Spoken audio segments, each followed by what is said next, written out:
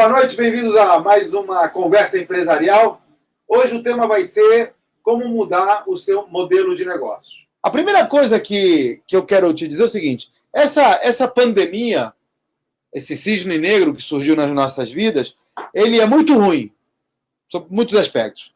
Mas teve alguns aspectos positivos. Por exemplo, ele obrigou as empresas a adotarem a inovação mais rapidamente do que adotariam em tempos de bonança, ainda mais com a economia crescendo do jeito que ela estava crescendo. Então, o que acontece? Existe uma curva de adoção de inovação. Essa é uma curva que foi estudada, está cientificamente definida, praticamente não muda no mundo inteiro, muda pouquinho de país para país, principalmente de cultura para cultura. No Japão é um negócio, na França é outro, na Itália é outro, que tem uma população mais velha, etc. e tal. Mas se você considerar com pequenas variações, o mundo inteiro funciona mais ou menos da mesma maneira. Você tem um pedacinho aqui de mais ou menos uns 15%, sendo que 5% são os chamados early adopters, e aqui tem os primeiros adeptos, são os caras que entram primeiro. Então, esses 15% aqui são os caras que, quando veio o carro elétrico, foram os primeiros a comprar o carro elétrico. Embora não tivesse ainda tomada para todo mundo por aí. Depois você tem aqui a maioria inicial. Mais ou menos 30%. Depois você tem aqui a maioria tardia. Outros 35%. E aí você tem aqui os retardatários. Outros 15%. Então, isso aí está mapeado, é assim que funciona. O que acontece na pandemia? Então, se você tem, por exemplo, inovação aqui, Google, Instagram, tá?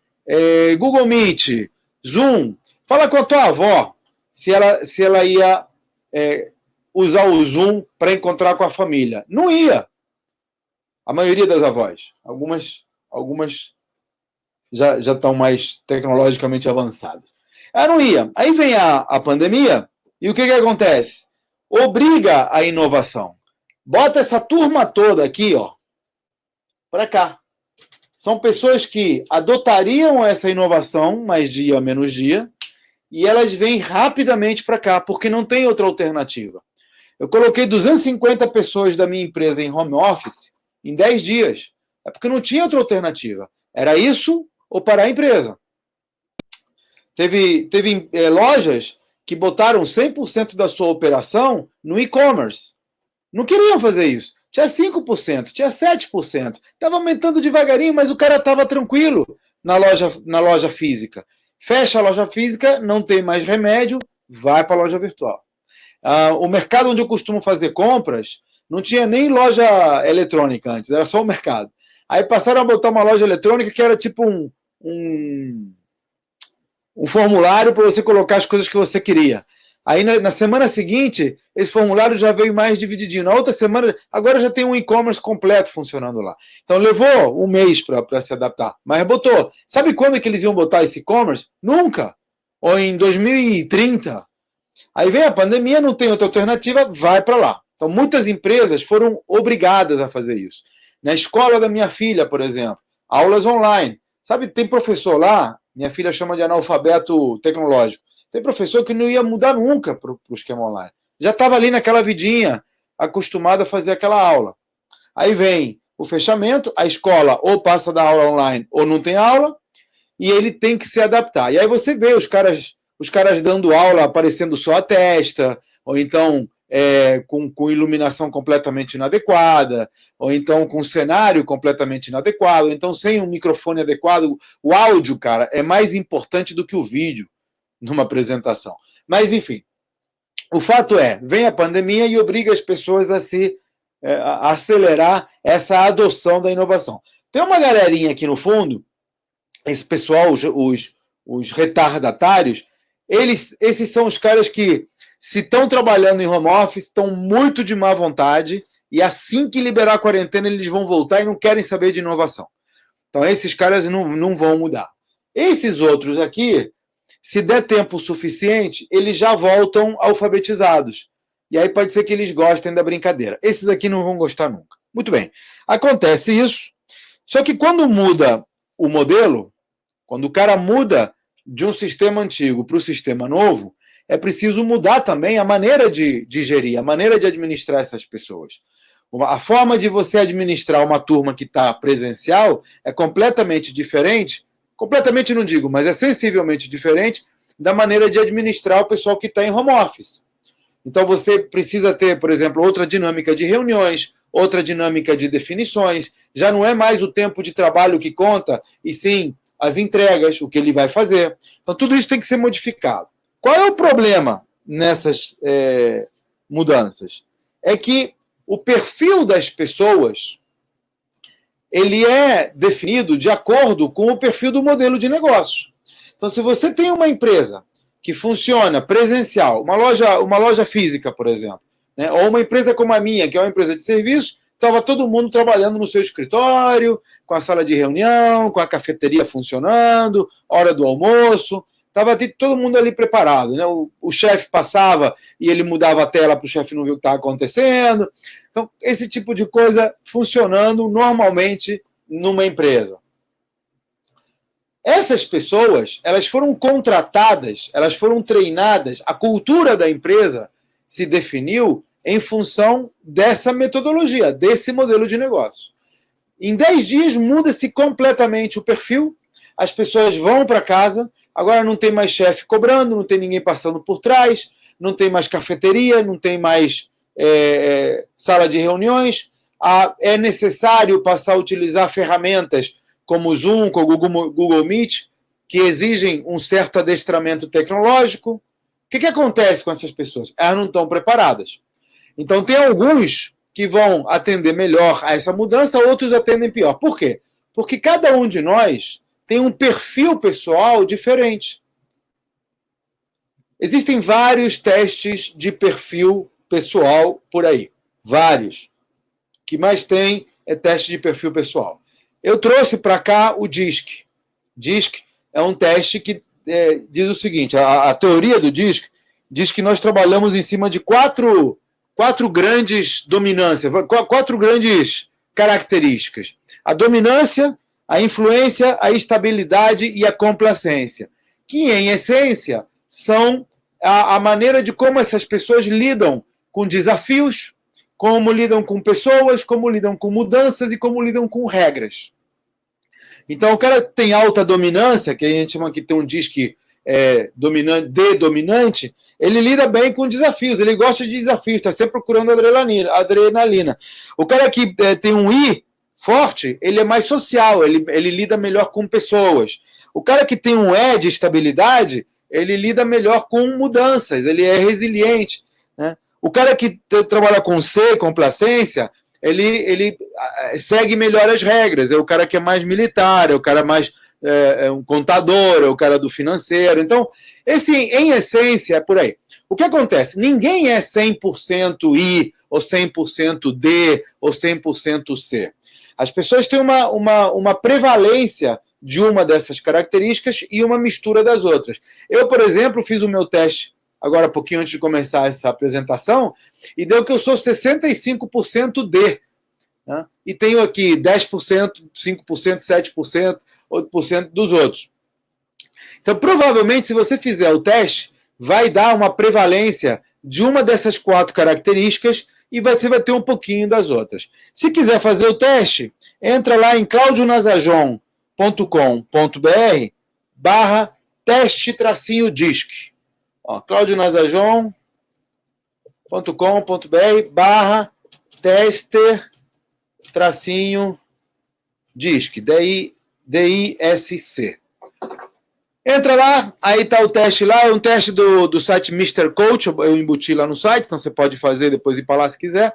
E você vai responder lá umas 30 perguntas, mais ou menos, e ele vai te dizer como é que é a tua prevalência no modelo DISC. Mas tem vários. Você entrar no Google, bota lá teste DISC, tem N para vocês. Mas você vai entrar lá, claudionazajon.com.br/teste-disc, e você pode fazer esse teste, aí você vai ver qual é o teu perfil. Agora, Como eu falei, tem trocentas maneiras de você analisar. Eu já fiz até teste mapa astral. Se você vai num astrólogo profissional, o cara vai tirar o teu mapa astral. O mapa astral não me pergunta por quê, eu não acredito nessas coisas, sou cético, não acredito nem em Deus, imagine em mapa astral, mas o troço funciona. Eu fiz esse teste como bom cético que fui lá, não falei nada do cara, não disse nem meu nome, só disse a data, a hora e local de nascimento. A única coisa que ele precisava saber foi a única coisa que eu falei. Ele me descreveu, cara, que nem a minha mãe me descreveria. E depois disso eu passei a fazer os mapas astrais. Já fiz a meia dúzia aí com pessoas que eu queria, que para mim eram importantes, né? Por exemplo, a minha esposa. Então, para ver um negócio chamado sinastria, que é quando você junta dois mapas astrais para ver se vai dar bolo ou se vai funcionar bem. Enfim, existem vários testes de assessment e o ponto aqui é que cada pessoa tem um perfil diferente da outra. Tem pessoas que vão trabalhar bem no presencial. O cara que é mais social, que ele quer estar com pessoas. Tem outras pessoas, outros perfis, que vão funcionar melhor no home office. Eu, por exemplo, sou meio autista, eu gosto de isolamento. Se me der uma sala só para mim, eu estou feliz. Então, eu estou trabalhando super bem na quarentena.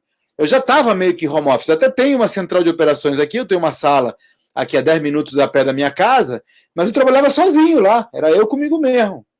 Então, eu estou bem na quarentena. Tem gente que está sofrendo muito, muito, porque são pessoas mais sociais, o pessoal que é aí, né, de influência, que está trabalhando mais com pessoas, o pessoal está sofrendo muito.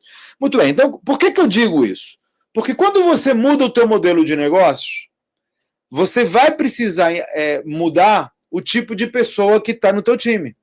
Não precisa ser imediato, mas haverá um processo de transição. E o mais legal é que as pessoas se adaptam. Nós, seres humanos, somos um bicho muito adaptativo. É por isso que nós sobrevivemos tanto. Agora, ninguém se adapta porque quer. Se você perguntar para o cara se ele quer mudar e se adaptar a um novo modelo, 85% das pessoas vão te dizer que não querem. Tá bom do jeito que tá, congela, aperta o pause que para mim tá bom. Tem uns 15% que vão dizer, opa, beleza, mudança é comigo mesmo. O resto não quer saber de nada. Então, quando você obriga a mudança, porque não tem outra alternativa, a pessoa vai se adaptar. Essa é a galera daqui. Esses daqui do meião. Esses aqui vão dizer, eba, beleza, gostei da mudança. Esses dois aqui, esses 70% que estão aqui no meio, eles vão se adaptar porque precisam, porque não tem outra alternativa. E tem os 15% que ficam aqui atrás, são os retardatários, esses caras não vão adotar a mudança, não vão mudar a maneira, não vão se adaptar e provavelmente você vai ter que mandar embora ou realocar em alguma função onde o perfil dele permaneça e funcione. Muito bem. Como é que você administra essa mudança? Então, essa é a questão, você tem que identificar que cada pessoa tem um perfil diferente, existem modelos de identificação de perfil, você entra no Google e faz. Cara, esqueci de botar o chat aqui. Muito bem. Você entenda que existem testes de assessment, e agora vamos aos modelos de gestão. Muito bem.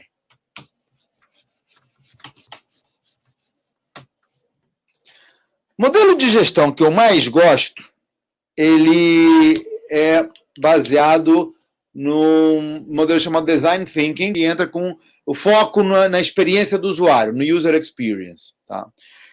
E ele consiste basicamente em um processo de 4 etapas. No primeiro, você mapeia as interações. Você vê quais são os pontos de contato, quais são os processos, quais são as ações necessárias numa empresa. Então, você vem aqui e diz assim, para participar da apresentação do Cláudio, eu tenho lá o e-mail que eu recebo com convite, eu tenho o site de registro, eu tenho a plataforma para participar e para usar o chat, etc. e tal, e depois tenho a sala VIP de negócios, que é a minha área de membros, que é onde você pode ver as lives todas gravadas, editadas, etc. e tal. Então, isso é um mapa, digamos assim, do caminho.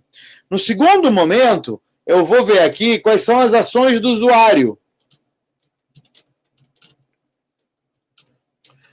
Quais são as ações que você, usuário, vai executar em cada uma dessas etapas? O que você tem que fazer quando eu te mando o e-mail? A ação do usuário é abrir o e-mail. Então tá bom. Então isso aqui é abrir o e-mail. O que você, usuário, faz quando eu te mando para o site? Eu tenho que cadastrar os meus dados no site. O que você, usuário, faz quando você entra na plataforma de apresentação? Eu tenho que assistir, configurar o meu vídeo, por exemplo, etc. E tal. E aí por aí vai. A segunda coluna é quais são as barreiras. Quais são as dificuldades que tem aqui para você, por exemplo, abrir o e-mail? Tem muito e-mail, ou entrou na parte de spam, ou a letra está muito pequena, não consigo ler. Então, são barreiras, são coisas que dificultam essa experiência, tá? Que vão ser barreiras à execução dessa coisa. A terceira coluna é o que eu posso fazer? Ações minhas. O que eu posso fazer para minimizar essa barreira? Então, por exemplo, se para você participar dessa apresentação, eu tenho que te mandar um e-mail, você tem que abrir o e-mail, mas a letra pequena é uma barreira, então eu vou já cadastrar o e-mail com letra grande, ou usando imagens, ou usando ícones. Se a barreira é o spam, eu vou evitar termos que joguem o e-mail para o spam. De hoje, por exemplo, eu mandei a palavra negócio no título, é má prática, porque negócio é ocupado pelo spam, já é considerado spam de atacamento, que não tem nada a ver com spam. Mas, enfim, então eu vou identificar quais são as barreiras e aqui quais são as ações que eu tenho que eu posso fazer para minimizar essas barreiras e melhorar a tua experiência. E aqui eu chamo de estressômetro, né?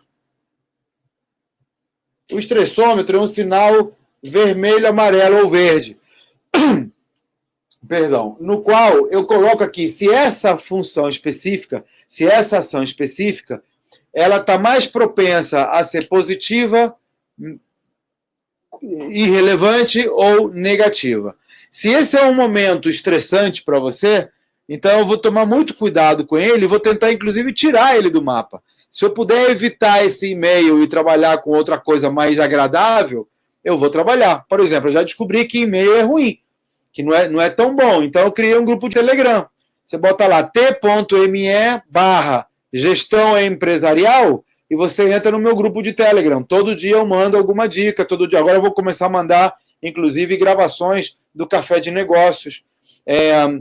Eu criei um grupo de WhatsApp, gestão e negócio, que já está cheio, então por isso que eu criei o grupo de Telegram, t.me/gestal empresarial. t.me/gestal empresarial. Todo dia eu mando ali os alertas. Então, por exemplo, todo dia de manhã eu faço uma live que eu chamo de Café de Negócios. Meia hora, vai de 9h15 a 9h45, a gente bate papo sobre negócio. Todo dia eu pego alguma notícia de jornal relacionada ao ambiente empresarial, começo o bate-papo falando dessa notícia, como ela se aplica à nossa realidade. Às vezes eu pego Folha de São Paulo, às vezes eu pego o Globo, às vezes eu pego o New York Times, às vezes eu pego o El País. Eu trago coisas que sirvam para a nossa realidade aqui. E depois, é livre. Se você tiver um desafio de negócio, se você tiver uma pergunta, se você quiser debater alguma ideia, é livre total. E é em Zoom, em Google Meet, né? Então estamos ali cara a cara. Você pega o microfone e fala. Não é que nem aqui que tem que botar no chat, não. Todo dia não. De segunda a sexta, 9h15 a 9h45. Entra lá, claudionazajon.com.br/café de negócios. E aí, se você se cadastrar no meu grupo de Telegram, eu te mando o alerta quando estou começando. Muito bem. Então, esse mapa aqui me permite identificar quais são os pontos de contato com esses clientes e como é que eu posso melhorar a experiência do usuário. Eu estou fazendo exatamente isso nesse momento. Então, vou te colocar agora um caso real e aí eu abro a palavra aí. Se tiver alguma pergunta, pode botar no chat que eu vou responder. Eu reparei aqui no meu mapa que eu estou tendo problemas, não. Eu tenho 4.000 empresas como clientes e algumas delas, uns 10% mais ou menos, estão com sérios problemas com seus clientes. né? Lojas que fecharam, então estão tendo dificuldade, e aí elas estão tendo que se adaptar a uma nova realidade, reduzindo o seu pessoal. Eu tenho muitos clientes que estão reduzindo seus quadros de pessoal. Assustados, porque quando terminar a pandemia, estamos falando aqui, 6 meses, para as coisas começarem a regularizar, eles vão ter que recontratar essa galera. E esse movimento de descontratar e recontratar, ele é muito perigoso e muito custoso. É custoso mandar embora e é custoso contratar de volta. Então, se fosse uma coisa rápida, e as pessoas podiam achar que era rápido, então melhor ficar quieto. Mas se for uma coisa de longo prazo, então tem que fazer. Então, eu estou descobrindo que isso é um problema. Quais são as ações do usuário que estão acontecendo? Eu tenho um contato, como eu estou percebendo isso? Pelo suporte técnico, pelo número de chamados, eu estou percebendo isso pelos e-mails que eu recebo. Então, como diminui a minha demanda, eu estou tendo que diminuir, está sobrando gente. No suporte, por exemplo, está sobrando gente, porque mas eu não quero mandar embora ninguém. Por quê? Porque daqui a 6 meses, e ainda mais com o projeto que a gente está instituindo, eu vou precisar dessa galera de novo. E vai me custar muito mais caro contratar e treinar do que deixar o cara em banho-maria durante os meses, que é o que eu estou fazendo. Então, quais são as barreiras que eu estou enfrentando com os clientes? Eu estou enfrentando barreira que ele precisa reduzir lá do lado dele, que é a redução de custo. Eu não posso reduzir custo, não tenho que fechar a empresa. Como é que a gente resolve isso? Eu vou passar a resolver o problema do cliente. Então, vou te dar um exemplo. Uma empresa, um escritório contábil. O escritório contábil, ele tem lá gente para fazer folha de pagamento, para fazer contabilidade, e ele presta serviço a 100, 150 empresas, por exemplo. Por exemplo, não, em média, né? Em média, um escritório contábil nosso presta serviço a 127, 130 empresas, grosso modo. Muitas dessas empresas estão reduzindo sua atividade. Por conta disso, esse escritório contábil precisa menos gente para atender a essas empresas. Ele recebe menos, tem que mandar a gente embora. E ele está preocupado, porque depois essas empresas voltam e vai começar tudo de novo. O que eu vou fazer para esse cara? Eu vou oferecer o serviço de folha de pagamento. Em vez de vender a folha, em vez de dar o software, e ele ter que contratar a pessoa, treinar a pessoa, implantar o sistema, etc., eu vou dizer, você é um escritório contábil, você precisa processar a folha do teu cliente, faz o seguinte, em vez de contratar gente, comprar sistema, implantar sistema, ter que tirar dúvida no suporte técnico, eu vou pegar o meu pessoal, que é o pessoal de suporte, o pessoal bom, o pessoal que conhece de folha, o pessoal que sabe do negócio, e vou processar a folha para você. Então você pega os teus clientes que estão operando, manda para mim as informações, eu vou processar a folha usando o meu sistema, usando a minha implantação. Você não vai precisar esquentar com nada. Inclusive, se tiver algum erro meu, eu pago a multa. Vai ser mais ou menos por aí. Então, eu passo a ser um prestador de serviço em vez de um vendedor de ferramentas. Qual é a vantagem para esse cliente? É que ele não precisa se ajustar à demanda, porque ele vai me pagar de acordo com a utilização. É que nem energia elétrica. Você usa mais, paga mais. Usa menos, paga menos. Precisou fechar a empresa, pagou menos, automaticamente desce o teu custo. Então, eu passo a ser um prestador de serviço. Isso tem um nome técnico, chama-se BPO, né? Business Processing Outsourcing, ou terceirização de processos empresariais. E o que a gente faz com isso é que a gente resolve o problema do cliente na ponta, que resolveria de qualquer maneira com a ferramenta, mas agora eu resolvo a incerteza do cliente também. Isso tudo é um projeto, isso tudo é o que a gente está pensando em fazer, mas é só para te mostrar como esse mapa de UX, esse mapa de análise, pode permitir a você mudar o teu modelo de negócio usando o mesmo time que você tem. Porque aí o que vai acontecer? Eu não vou precisar mudar meu time. Eu vou manter o time que eu tenho, eu só vou realocar. Em inglês tem um termo chamado repurposing, né? Dar um novo propósito a essas pessoas. O técnico de suporte, em vez de ser um técnico de suporte para atender dúvida de cliente, ele vai passar a ser um treinador de operadores, ele vai passar a tirar dúvidas do time interno. Então, esse é o projeto que a gente está fazendo, essa é a nova Nasajon que a gente está desenhando para daqui a alguns meses. E se você tem uma empresa que está nessa situação, escritório contábil, uma empresa de serviços, e quer pensar em ser um piloto, Se você quer pensar em, de repente, reduzir o teu pessoal, manda ele para mim, que aí eu administro, e aí eu te cobro conforme o uso, manda um e-mail para mim, claudio@nasajon.com.br, e aí eu te ponho na lista, de repente, quem sabe, a gente faz o piloto com você. Nós vamos começar pilotando primeiro empresas de serviços, o mais parecidas possível com a gente. Provavelmente vamos emparcerar com escritórios contábeis, que isso aqui são duas vias, na verdade nós vamos estar na frente, botar a cara, mas eu também vou usar o escritório contábil, que é meu cliente, como fornecedor de serviço. Ele vai poder fornecer o serviço que eu vou prestar para terceiros, sendo que eu estou ali assumindo a responsabilidade. Ele vai ser um subcontratado meu. Então tem espaço para todo mundo nessa nova realidade que a gente está desenhando. Por enquanto é um esboço, por enquanto a gente vai começar a pilotar devagar, mas eu imagino que no segundo semestre vem novidade por aí, e eu estou te mostrando como é que eu implementei essas mudanças. Então nós temos o DISC de todos os nossos funcionários, ou praticamente todos, os mais antigos a gente não tem, mas os mais recentes, de um tempo para cá, a gente já começou, já tem um perfil pessoal, já sabemos que era mais D, mais I, mais C. Nós temos mapeado quais são as demandas de mercado, sabemos quais são as barreiras e sabemos quais são as ações que a gente, quer dizer, não sabe, mas a gente está experimentando quais são as ações que a gente quer implementar. E agora, cara, é tentativa e erro, é o processo de faz um experimento, verifica o resultado, ajusta, faz um novo experimento, verifica o resultado, ajusta, faz um novo experimento. Passinho a passinho, pouquinho a pouquinho, a gente vai testando novas metodologias de trabalho.